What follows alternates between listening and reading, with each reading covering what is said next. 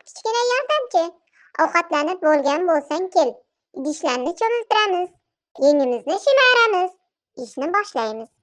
Qara, tovoqchalar toza bo'lishini intizorlik bilan kutyapti. Gubkamizga ozgina sovun tomizamiz. Biz qanday ko'pik. Endi qoshiqchalarni yaxshilab ishqalaymiz. Oldini ham, orqasini ham. Tovoqni esa aylana shaklida artamiz. Aylana, toza bo'lsin har yona. Xuddi rasm chizayotgandek, shunday emasmi? Endi suvni ochdik. Shir ko'piklarni quvib solamiz. Suv ostida idishlarni yaltiratib ketganini qara. Xuddi sehrli oynaga o'xshaydi-ya. Ehtiyot bo'l, idishlar qo'lingdan sirg'alib ketmasin. Mana hammasi tayyor.